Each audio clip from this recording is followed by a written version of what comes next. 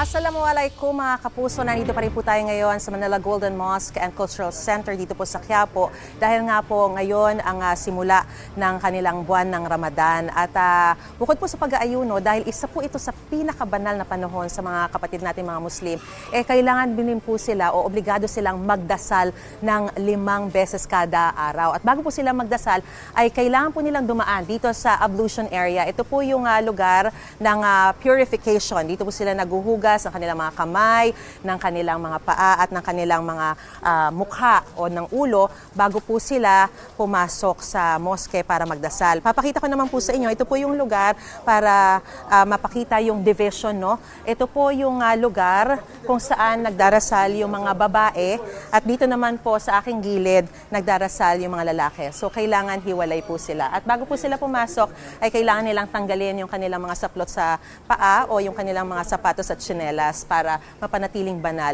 So, gaya nga po ng binanggit ko sa inyo mga kapuso, 5 beses po sa isang araw sila nagdarasal. So, kanina, nagsimula ng 5:15 yung kanilang early morning prayer o yung Fajr. Kaya sa ngayon, wala po muna nagdarasal. Papahinga lang iba bago sila pumasok sa kanilang mga trabaho o negosyo. Mamaya na pong 12:30 p.m. ang susunod yung Luhur. At susundan po ito ng 3:30 p.m. o Asar, yung afternoon prayer. Susundan po ito ng 6:15 o Maghrib, yung evening prayer. Pagkatapos po nito, ay pwede na po silang mag-break ng fast. Ibig sabihin, pwede silang kumain o uminom.